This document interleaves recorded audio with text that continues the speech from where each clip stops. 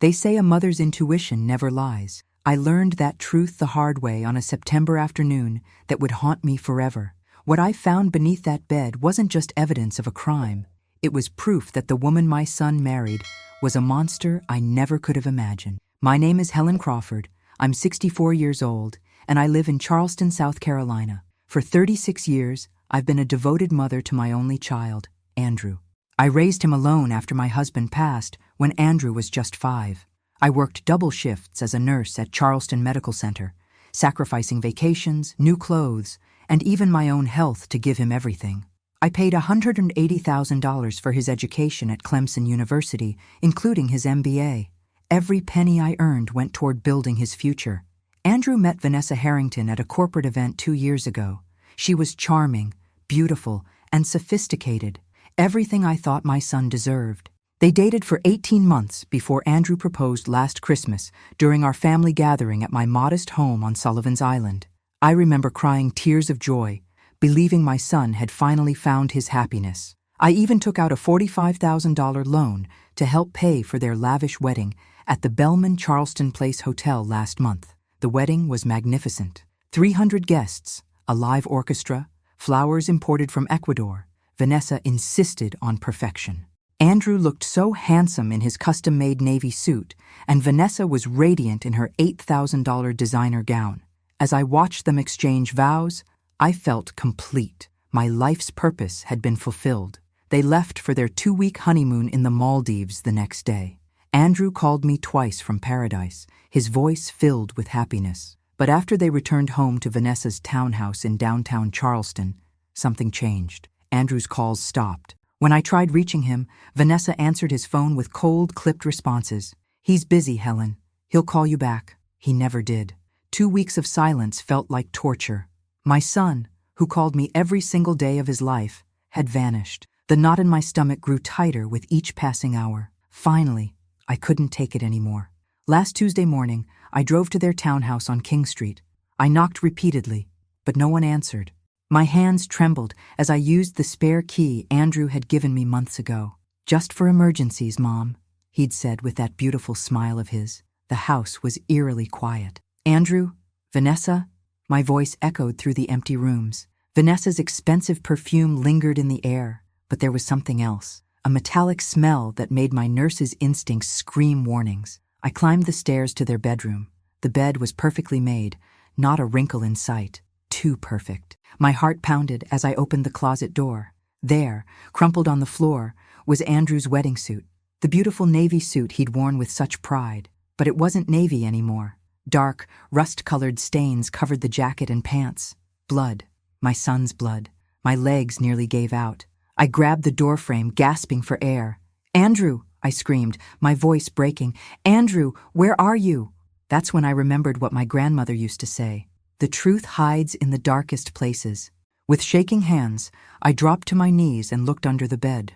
What I saw there made me scream so loud, the neighbors would later tell police they thought someone was being murdered.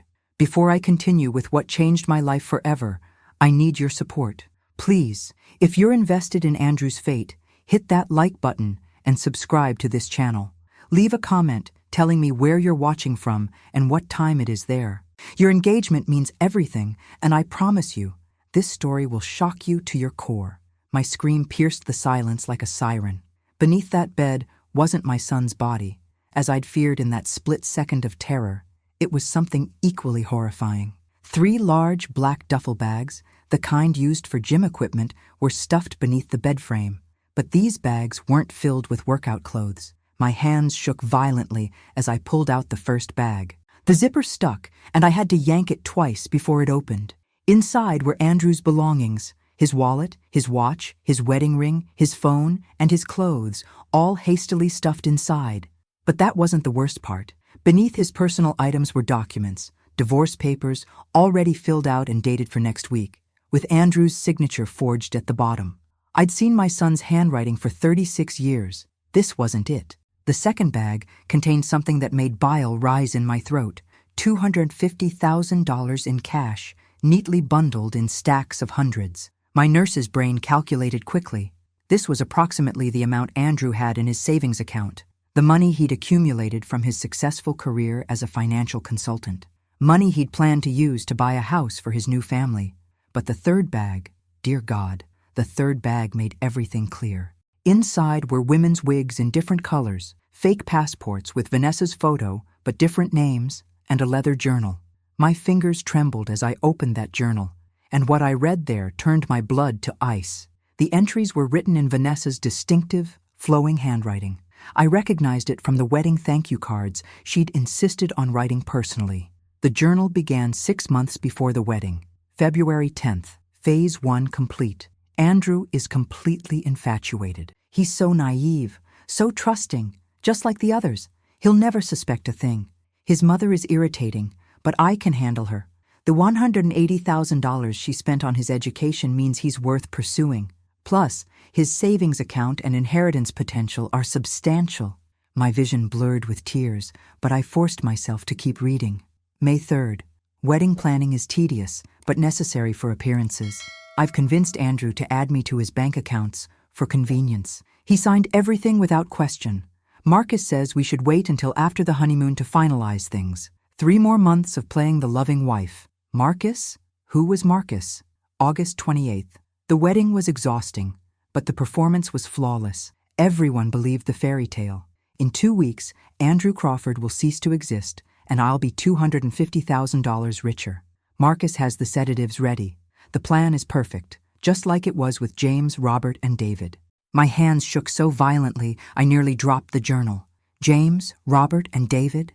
There were others? I flipped frantically through more pages, my heart hammering against my ribs. September 15th. Honeymoon went smoothly. Andrew suspects nothing. Tonight is the night. Marcus will help me administer the sedatives during dinner. By morning, Andrew will be on the boat, heading to the facility. The beauty of this is that everyone will think he abandoned his elderly mother. Who would believe sweet, devoted Helen when her son simply chose to disappear? The facility? What facility? My mind raced with horrific possibilities. Human trafficking, organ harvesting, murder. I grabbed my phone with trembling fingers and tried Andrew's number again. It went straight to voicemail. His phone was here, in the bag. I called 911, but then froze. What would I tell them? That my daughter-in-law's journal suggested something terrible, but I had no proof of actual harm? That my son was missing but legally an adult who could go wherever he wanted? I needed more evidence. I needed to find Andrew. That's when I heard it, the sound of a key turning in the front door downstairs, footsteps on the hardwood floor, Vanessa's voice, cold and clear. I told you, Marcus, we need to clean up today. Someone might come looking eventually. A man's deep voice responded, Relax. The old lady doesn't have the spine to show up here. Besides, by the time anyone realizes Andrew's really gone, we'll be in Costa Rica with new identities. They were here. They were coming upstairs. And I was trapped. Panic surged through every nerve in my body.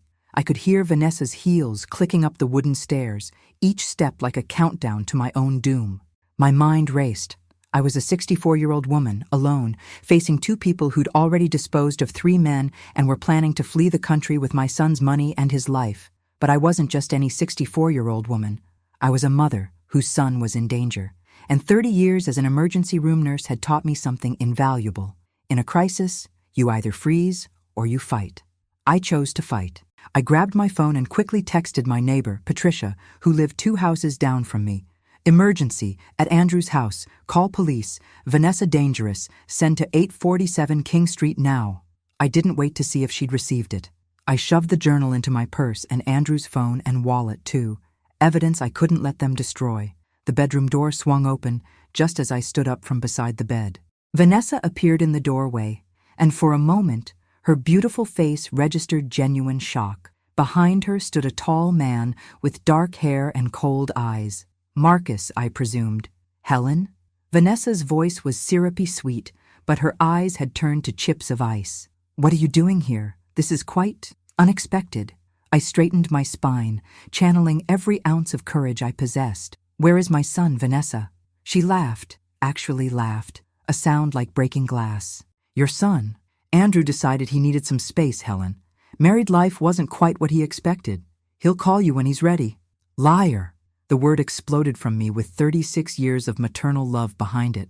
I held up my phone, showing the photo I'd just taken of the journal entry. I found everything, Vanessa. The journal, the money, the fake passports, the divorce papers.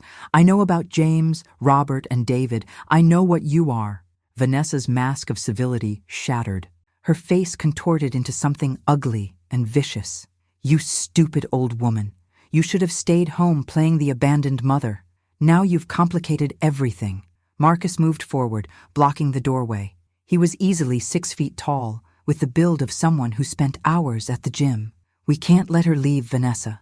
She knows too much. My heart pounded so hard I thought it might burst through my chest, but I refused to show fear. The police are already on their way.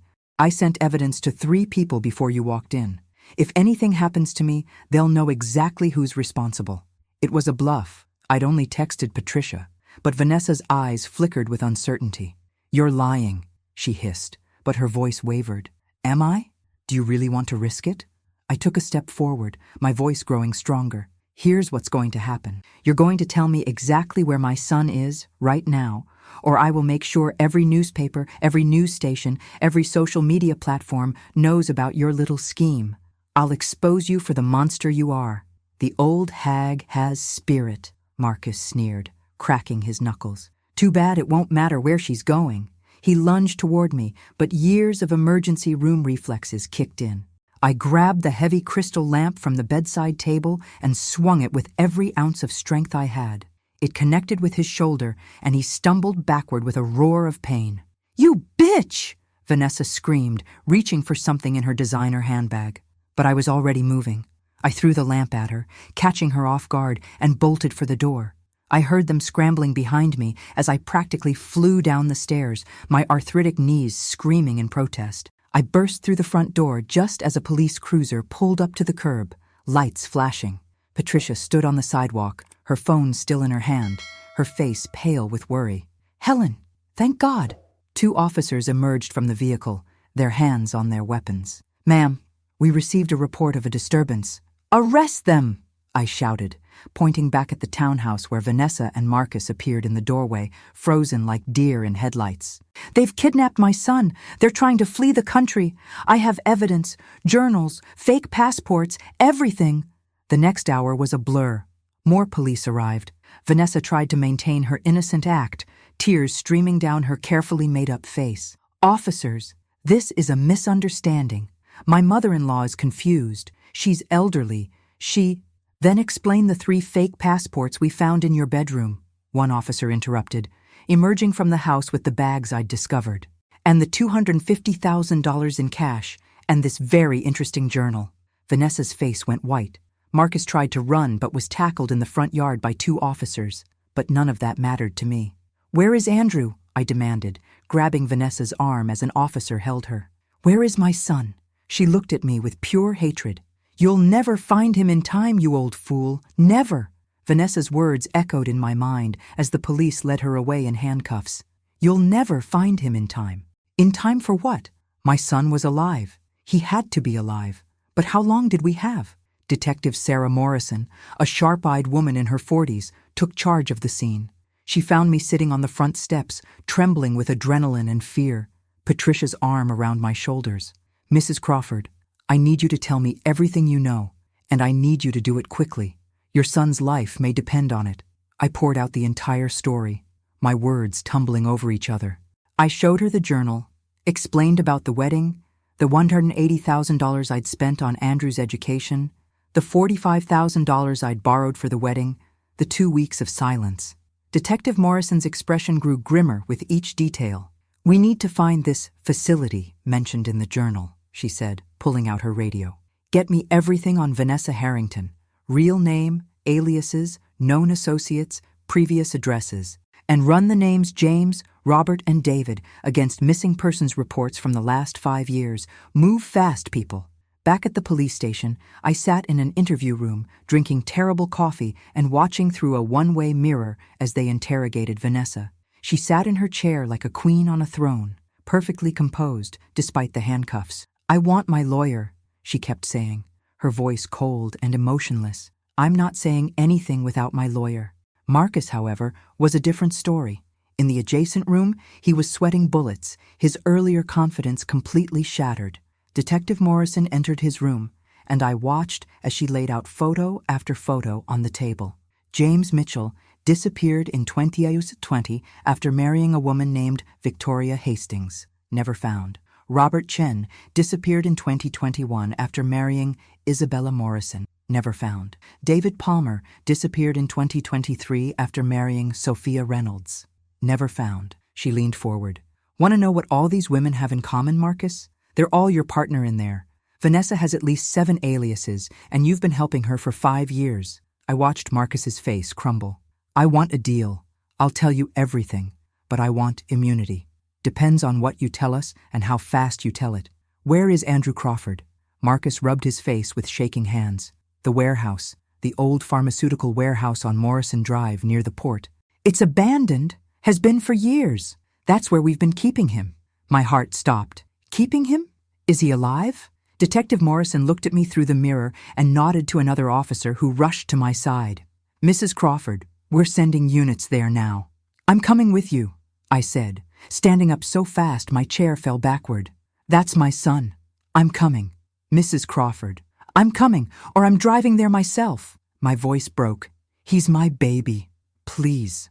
Something in Detective Morrison's eyes softened. Maybe she was a mother, too. Get in my car. Stay behind me at all times. Understood? The drive to Morrison Drive felt like it took hours, though it was only 12 minutes. My hands gripped the dashboard so tightly my knuckles turned white. Police cruisers surrounded us, sirens wailing. The old pharmaceutical warehouse loomed ahead, a decrepit building covered in graffiti, windows broken and boarded up. SWAT team members swarmed the building. Detective Morrison made me wait by the car, but I could see everything through the broken fence. They breached the door, shouting, movement, and then, "We've got him. We need medical, now." I broke away from the officer trying to hold me back and ran. I didn't care about protocols or procedures or anything else. I ran through that warehouse door, past officers trying to stop me, following the sound of voices down a dark corridor lit by flashlights. In a small room at the back of the building, I found my son. Andrew was chained to a pipe on the wall, unconscious, his clothes filthy and torn. An IV line ran into his arm. They'd been keeping him sedated. His face was gaunt, his lips cracked and dry, but his chest was rising and falling. He was breathing. He was alive. Andrew! I fell to my knees beside him as paramedics rushed in, my hands touching his face, his hair, making sure he was real. Baby, I'm here. Mama's here. His eyelids fluttered. For just a moment he looked at me, confusion and recognition mixing in his glazed eyes. Mom? His voice was barely a whisper. I've got you, sweetheart. You're safe now. I've got you. As they loaded him onto a stretcher, I climbed into the ambulance with him, holding his hand. Behind us, I could hear Detective Morrison on her radio. Suspect in custody has revealed 3 more locations. We may have survivors. Send units immediately. 3 more men, imprisoned and sedated, waiting for someone to care enough to find them. 3 more mothers who'd been living in hell, wondering where their sons had gone. But right now, all I cared about was Andrew. My son was alive, and I would make sure everyone responsible for this nightmare paid for what they'd done. Charleston Medical Center's emergency room was a place I'd worked for over 30 years, but I'd never been on this side of it, as the family member, the one waiting in terror while doctors worked to save someone I loved. The familiar antiseptic smell, the beeping monitors, the urgent voices, everything felt different, more frightening when it was my son behind those doors. Dr. Richard Pemberton, my former colleague and friend, came through the ER doors still wearing his surgical scrubs. His face was grave, and my heart nearly stopped. "Helen," he said gently, pulling me aside into a private consultation room. "Andrew is stable, but the situation is serious. He's been sedated with a cocktail of drugs for approximately 2 weeks. We found benzodiazepines, propofol, and several other sedatives in his system. His kidneys are under stress, he's severely dehydrated, and he's lost about 20 pounds. I pressed my hand to my mouth, fighting back tears. But he'll recover? With time and proper treatment, yes. But Helen, Dr. Pemberton's expression darkened. There's more. We found evidence that they'd been harvesting his blood regularly in quantities large enough to sell on the black market. That's why we found the IV setup. They were keeping him alive, but using him. The blood loss contributed to his weakness. The room spun. My baby. They'd been farming him like livestock. How could anyone? How could she? There's something else you need to know. Dr. Pemberton pulled out a tablet, showing me lab results I only partially understood. We ran a comprehensive tox screen. Based on the drugs in his system and the timeline, Helen, if you'd found him even 2 days later, his kidneys likely would have failed. You saved his life. Your instinct, your refusal to accept their lies. You saved your son. I collapsed into a chair, my entire body shaking with sobs. 2 days. I'd been 2 days away from losing him forever. When can I see him? Now. He's in ICU, room 304. Helen, he's awake but confused. The drugs have affected his memory. Be patient with him. I practically ran to the ICU. Andrew lay in the bed, looking so much younger than his 36 years, pale and fragile against the white sheets. IVs ran into both arms. Monitors beeped steadily, tracking his vitals. His eyes were open, staring at the ceiling. Andrew? I moved to his bedside, taking his hand gently. He turned his head slowly, his eyes struggling to focus. Mom? His voice was hoarse, confused. What happened? I was at dinner with Vanessa, and then… Shh, baby. Don't try to talk too much. You're safe now. You're in the hospital. Tears began rolling down his cheeks. I can't remember. It's all foggy. Vanessa said we were celebrating. She made dinner, and then everything went black. How long have I been here? My throat tightened. How do you tell your child they've been imprisoned and tortured for 2 weeks? You've been gone for 2 weeks, sweetheart. Vanessa, she drugged you. She and a man named Marcus kidnapped you. The confusion in his eyes shifted to horror. No, that's not possible. Vanessa loves me. We just got married. We're supposed to be starting our life together. You must be confused, Mom. You've been stressed and… Andrew, listen to me. I squeezed his hand tighter. I know this is hard to accept, but Vanessa has done this to 3 other men before you. She married them, drugged them, stole their money, and disappeared.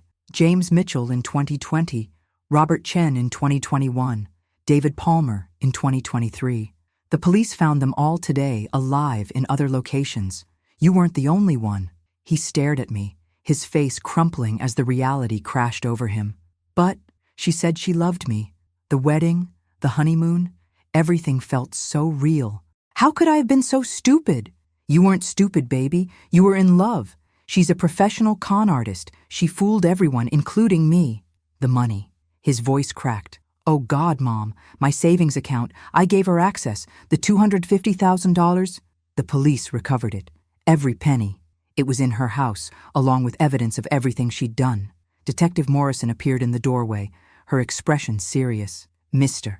Crawford, I know you're recovering, but I need to ask you some questions when you're ready.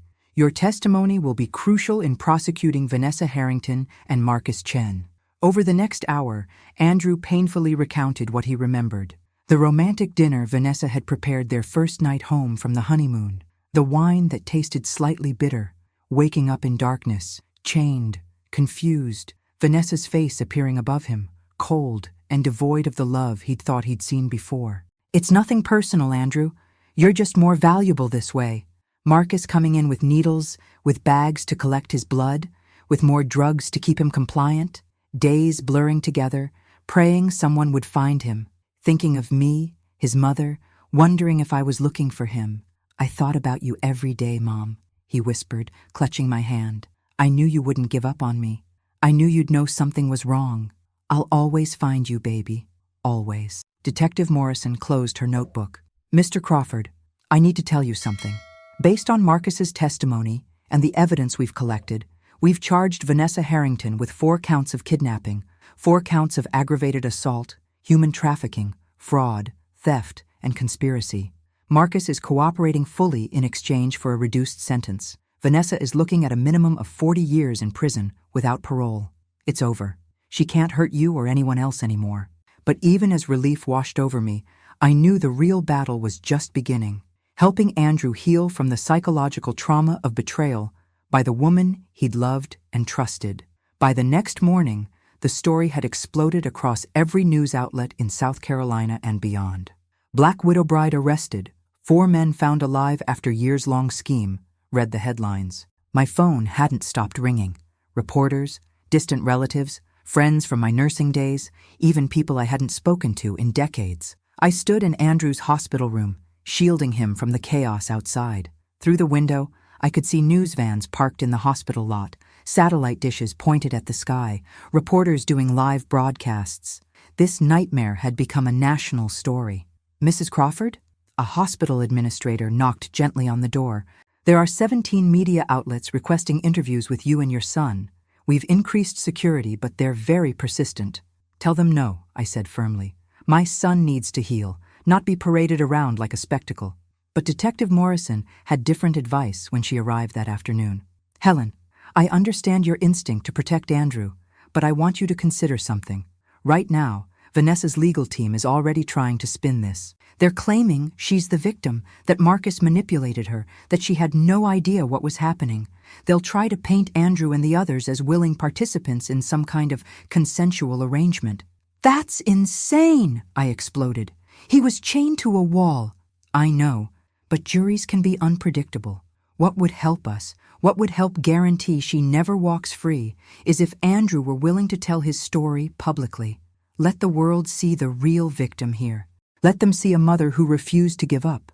Andrew, who'd been silent through this conversation, finally spoke. "I'll do it." His voice was stronger now, after 2 days of treatment.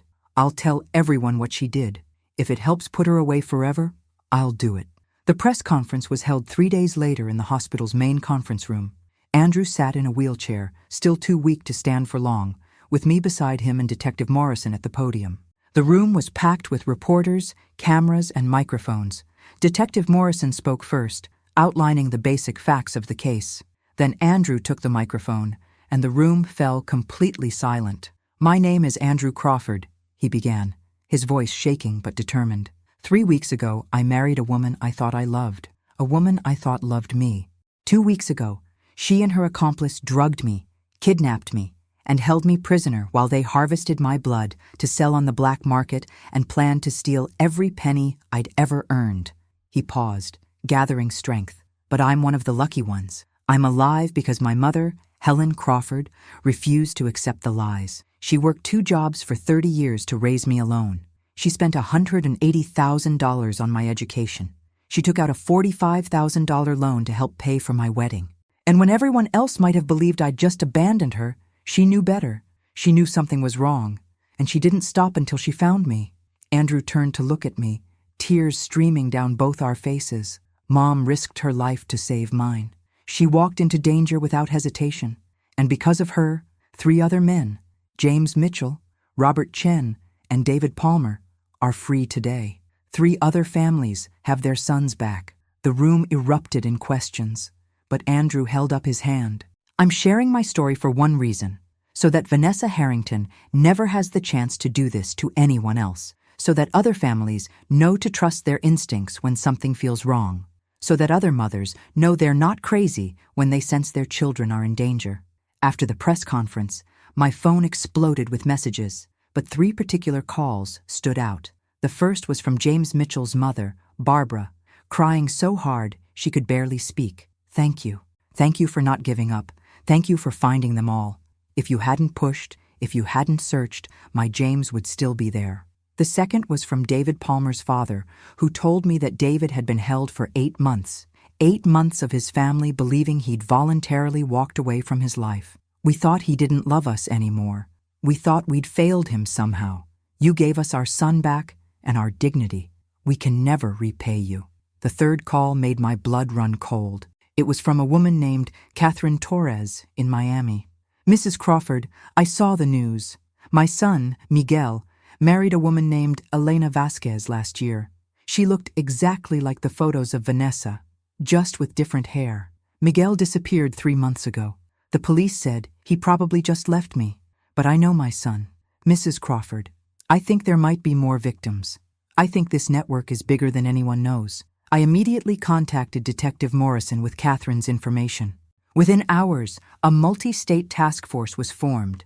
By the end of the week, they'd identified 3 more possible victims, 3 more mothers living in agony, wondering what happened to their sons. The investigation was expanding, but so was Vanessa's legal team's desperation. That's when things took an even darker turn.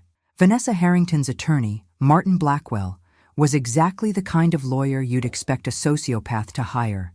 Expensive, ruthless, and completely devoid of conscience. He stood in the courthouse hallway, his $1,000 suit immaculate, speaking to a cluster of cameras with practiced ease. My client, Ms. Harrington, is a victim of an abusive relationship with Marcus Chen, Blackwell announced smoothly. She was coerced and manipulated into these situations. She's actually a victim of human trafficking herself, forced to participate in Marcus's schemes under threat of violence. The so-called journal is nothing more than creative writing, fiction that Marcus instructed her to write as part of his control over her. I watched this performance on the television in Andrew's hospital room and felt rage boiling in my veins. They're going to let her get away with it. No, they're not, Detective Morrison said from the doorway. She'd been spending hours each day with us, coordinating the growing investigation. Helen, we've got something. Marcus took a plea deal, and his testimony is devastating.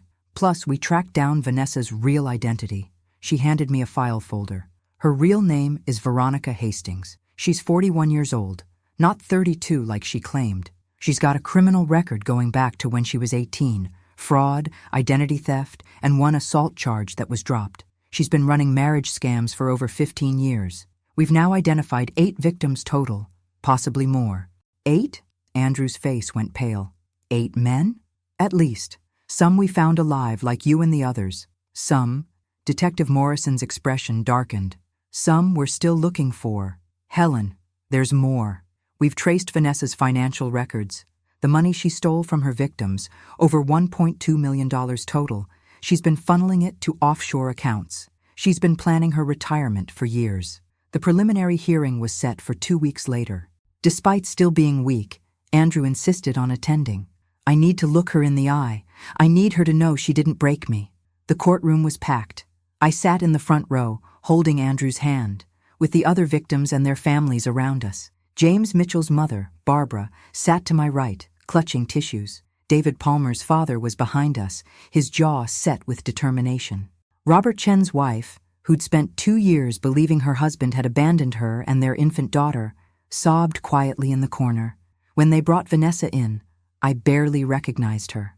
Gone was the beautiful, sophisticated woman who'd stood at the altar with my son. Her hair was pulled back severely, her face makeup-free, her orange jumpsuit a stark contrast to the designer clothes she'd always worn. But her eyes, those cold, calculating eyes, hadn't changed at all. She scanned the courtroom with complete indifference until her gaze landed on Andrew. For just a moment, something flickered in her expression.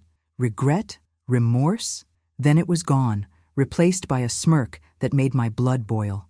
The prosecutor, District Attorney Jennifer Walsh, was a formidable woman in her 50s with a reputation for never losing high-profile cases. She stood and addressed the judge with controlled fury. Your Honor, the defendant, Veronica Hastings, operating under multiple aliases including Vanessa Harrington, stands accused of orchestrating one of the most elaborate and cruel criminal enterprises this state has ever seen. She systematically targeted successful, emotionally vulnerable men, married them, drugged them, imprisoned them, and stole everything they had. She kept these men as prisoners for weeks or months, harvesting their blood to sell illegally, planning to eventually dispose of them once they were no longer useful. Blackwell jumped up. Objection! The prosecution is making inflammatory statements without— I'm about to provide evidence, Your Honor, D.A. Walsh interrupted smoothly. She turned to the gallery. I'd like to call Helen Crawford to the stand. My heart hammered as I made my way to the witness box. I'd testified in medical malpractice cases before as an expert witness, but this was different. This was personal. I placed my hand on the Bible and swore to tell the truth. D.A. Walsh approached me with a gentle expression. Mrs. Crawford, can you tell the court about your relationship with your son, Andrew? I took a deep breath and began my testimony. I told them everything. Raising Andrew alone after my husband's death, working double shifts for 30 years, the $180,000 for his education, the $45,000 loan for the wedding I could barely afford. I described Andrew's phone calls stopping, my growing dread, my decision to go to the townhouse. And when you arrived at the defendant's home, what did you find? I found my son's wedding suit covered in blood. I found bags filled with cash stolen from my son's accounts. I found a journal where Veronica, detailed her entire plan. She wrote about 3 other men she'd done this to. She called my son naive and trusting. She described her wedding to him as a performance. I locked eyes with Vanessa across the courtroom. She wrote that everyone would believe Andrew had abandoned me, that no one would believe his elderly mother. She underestimated how well a mother knows her child. She underestimated what a mother will do to protect her son. D.A. Walsh nodded. Mrs. Crawford, because of your refusal to accept the defendant's lies, how many men were rescued? 4 men were found alive and rescued. We're still searching for others who may have been victims. Thank you, Mrs. Crawford. Your witness, Mr. Blackwell. Blackwell approached with a patronizing smile that made my skin crawl. Mrs. Crawford, isn't it true that you never approved of your son's marriage to my client? I welcomed her into our family. I paid for their wedding. But you must have resented her. A young, beautiful woman taking your son's attention away from you.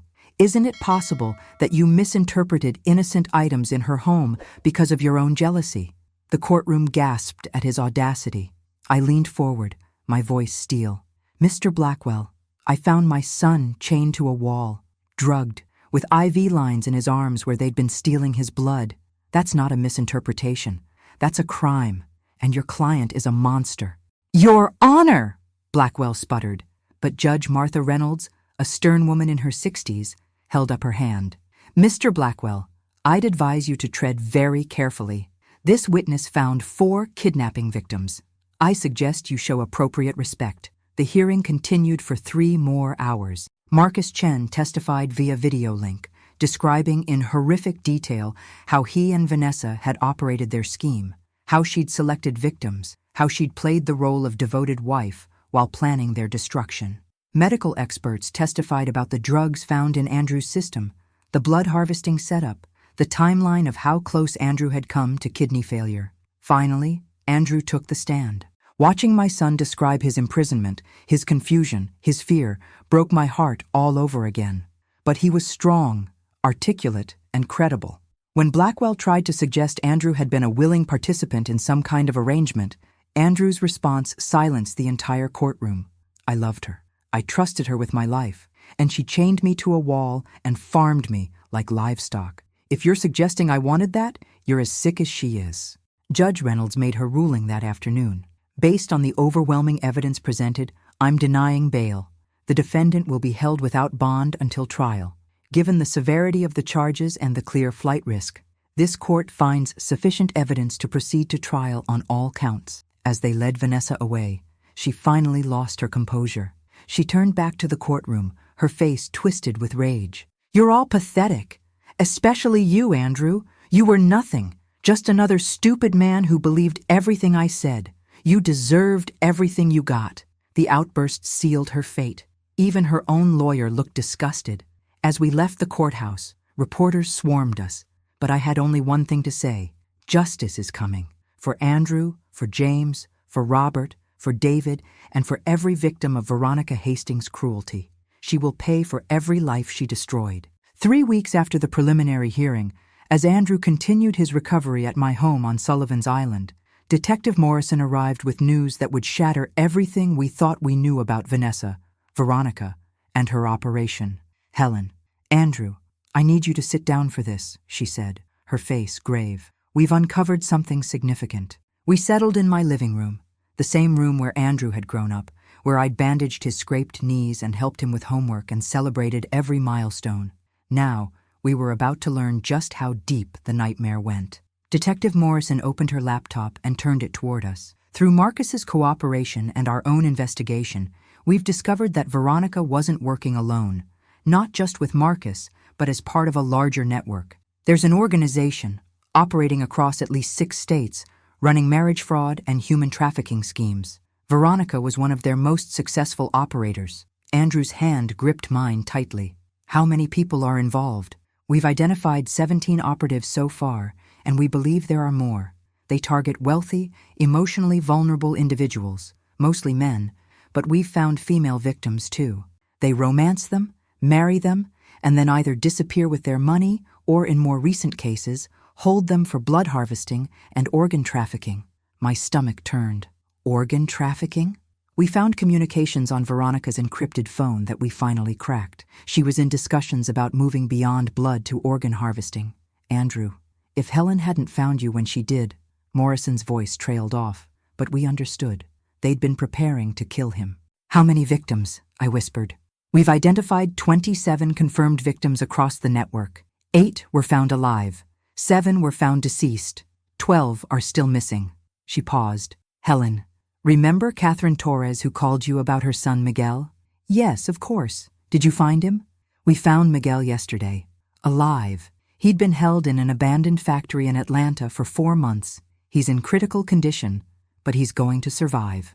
His mother asked me to tell you that you saved her son's life. Tears streamed down my face. That's 11 lives saved now.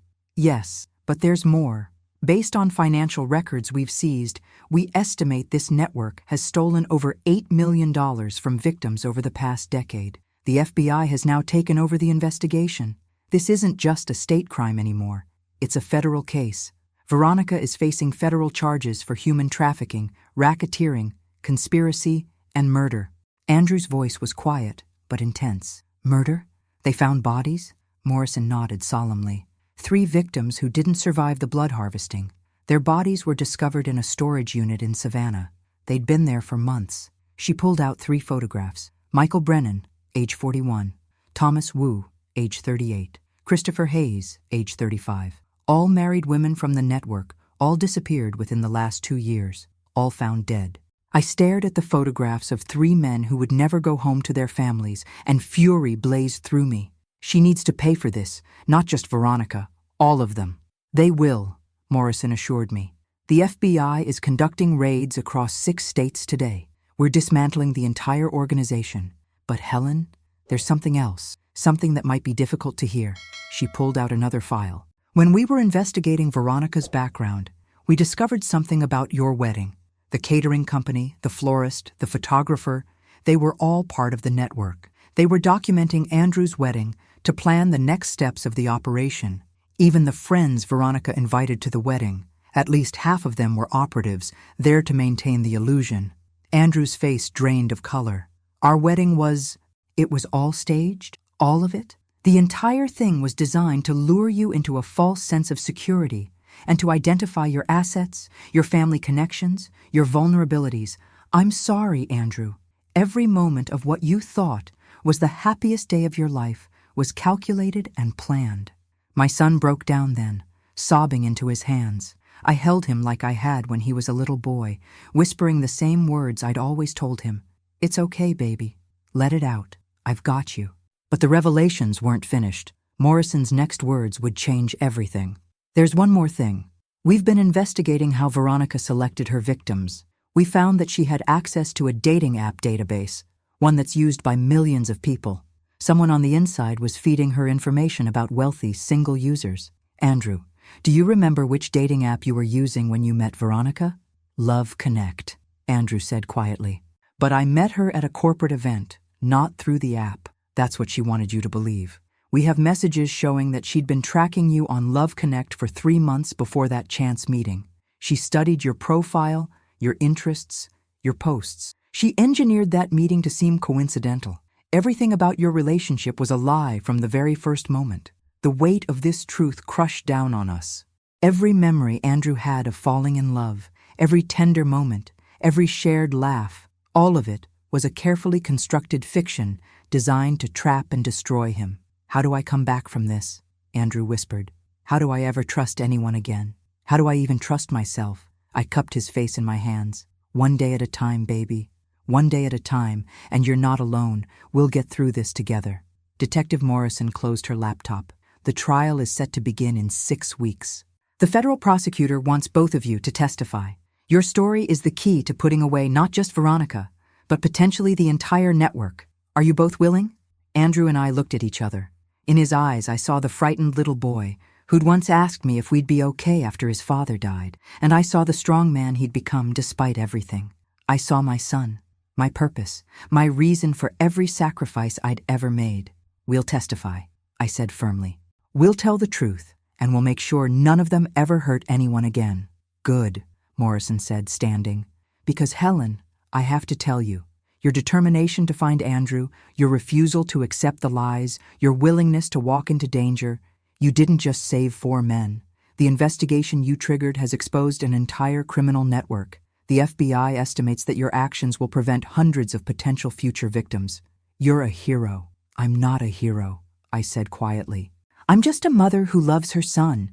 That, Detective Morrison replied with a small smile, is exactly what makes you a hero. The federal courthouse in Charleston was a fortress on the morning the trial began. Security had been tripled, media from across the country filled every available space, and protesters, both supporting victims' rights and, bizarrely, some claiming Veronica was being railroaded, lined the streets with signs. Inside courtroom 4B, I sat in the front row with Andrew on one side and Barbara Mitchell on the other. Behind us were the families of all the known victims, those who'd survived and those who hadn't. 27 families, bound together by a monster's greed and cruelty.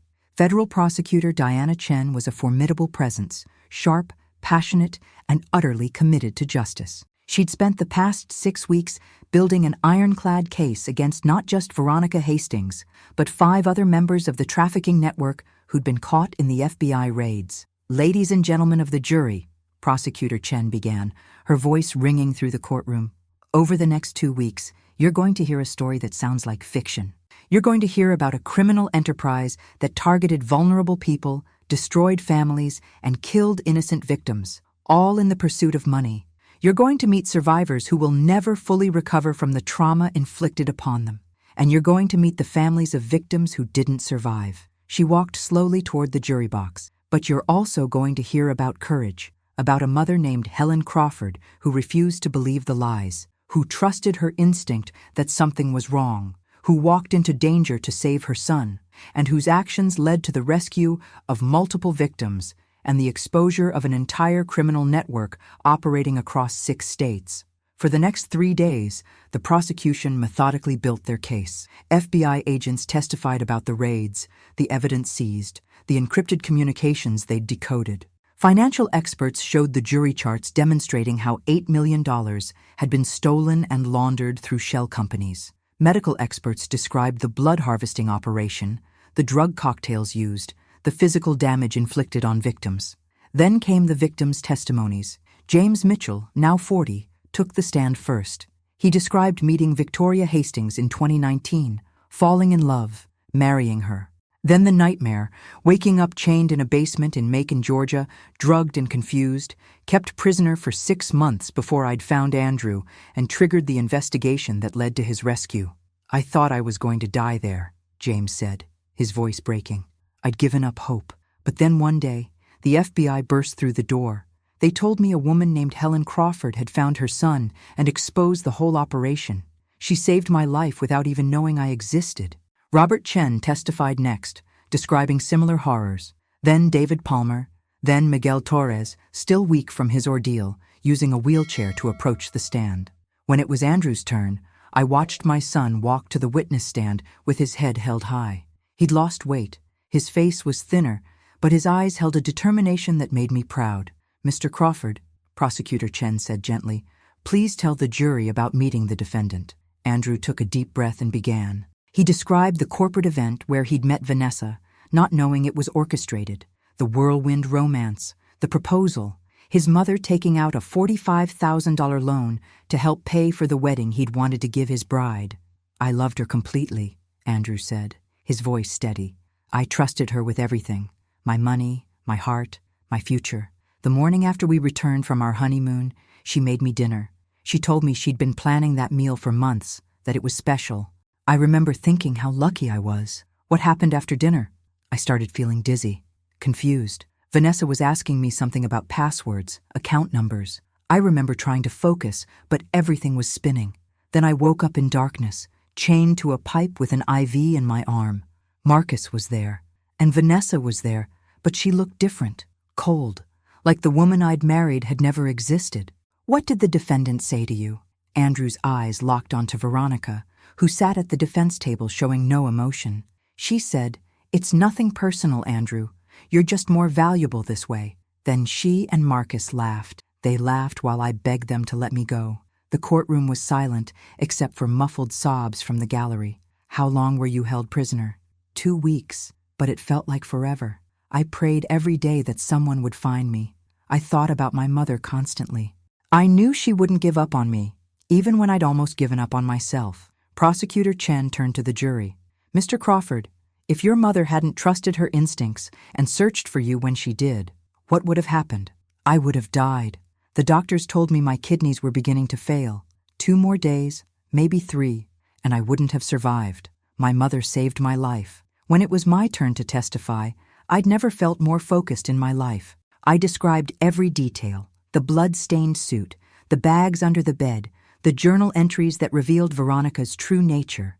I looked directly at the jury as I spoke. I've been a nurse for over 30 years. I've seen people in crisis, in pain, in fear, but nothing prepared me for the moment I realized my son's life was in danger from someone he'd trusted completely. The woman sitting over there, I pointed at Veronica, she didn't just steal my son's money. She stole his trust, his joy, his ability to believe in love. She tried to steal his life, and she's done this to at least 27 other people that we know of. How many more are there that we haven't found? The defense tried to poke holes in my testimony, suggesting I'd been a controlling mother who resented my son's marriage. Martin Blackwell, Veronica's attorney, stood before me with a patronizing expression. "Mrs. Crawford, isn't it true that you'd always been overprotective of your son, that you never thought any woman was good enough for him?" I looked at him calmly. "Mr. Blackwell, I raised my son alone after my husband died. I worked myself to exhaustion to give him opportunities I never had. When he found someone he loved, I was overjoyed. I took out a loan I could barely afford to help pay for their wedding because I wanted him to be happy. That's not being overprotective. That's being a mother who loves her child." "But you admit you didn't trust the defendant?" "I didn't distrust her until I found evidence of her crimes. There's a difference between a mother's concern and actual intuition that something is wrong. When Andrew stopped calling, when a son who'd spoken to his mother every day of his life suddenly went silent, I knew something was terribly wrong, and I was right." On the 8th day of trial, the prosecution played the video that changed everything. The FBI had found security footage from the warehouse where Andrew had been held. The jury watched in horror as Veronica and Marcus appeared on screen, checking on Andrew's IV lines, discussing how much longer they could harvest his blood before his organs began to fail, laughing about how much money they'd make from his disappearance. Several jurors were crying. One looked like he might be sick, but the most damning evidence came from Marcus Chen himself. Taking the stand as part of his plea agreement, he described in chilling detail how the network operated, how victims were selected, how they were kept alive just long enough to be profitable. "Veronica was the best," Marcus testified. "She could make any man believe she loved him. She studied them for months, learned their weaknesses, became exactly what they needed, and then she destroyed them without a second thought. I participated in horrible things, and I'll spend the rest of my life paying for that. But Veronica, she enjoyed it. She got pleasure from the manipulation, from watching these men realize they'd been fooled." The defense's case was weak. Veronica didn't testify. Her attorneys wouldn't allow it. They tried to argue she'd been coerced by Marcus, that she was a victim herself, but the evidence against her was overwhelming. The journal alone, written entirely in her handwriting, destroyed any sympathy the jury might have had. Closing arguments came on day 13. Prosecutor Chen delivered a powerful summation that left many in the courtroom in tears.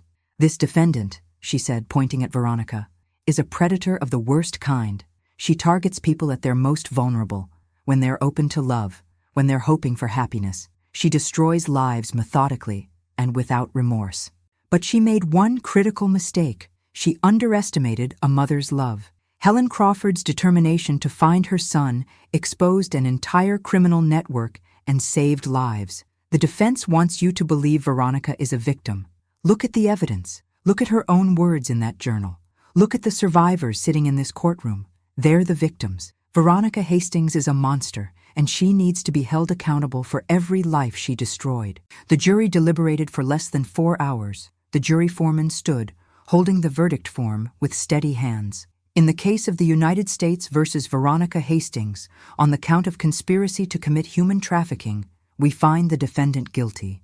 The word guilty echoed through the courtroom 27 times, one for each victim we knew about. Guilty of kidnapping, guilty of aggravated assault, guilty of wire fraud, guilty of racketeering, guilty of 3 counts of murder. As the verdicts were read, I watched Veronica's face. For the first time since this nightmare began, her mask cracked, her hands trembled, her face paled. She finally understood that her charm, her manipulation, her carefully constructed lies had failed. When the judge asked if she had anything to say before sentencing, Veronica stood. For a moment, I thought she might apologize, might show some shred of humanity. Instead, she turned to look directly at Andrew. "You were weak," she said coldly. "All of you were weak. You made it so easy." The judge's gavel came down hard. "That's enough. Ms. Hastings, you've shown no remorse, no recognition of the harm you've caused. This court sentences you to life in federal prison without the possibility of parole, plus an additional 180 years on the remaining counts, to be served consecutively. Life without parole." It wasn't enough. Nothing could truly compensate for the damage she'd done, but it meant she would never hurt anyone again. As federal marshals led Veronica away in chains, she looked back one last time.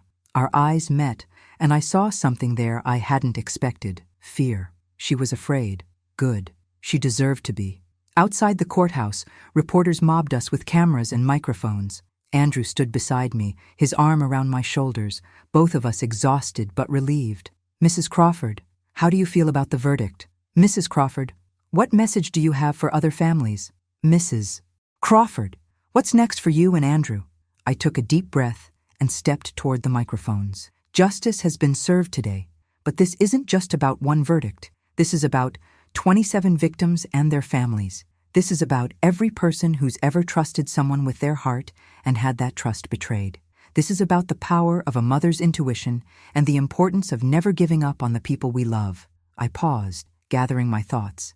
When Andrew disappeared, people suggested I was overreacting, that I should give him space, that maybe he just needed time away.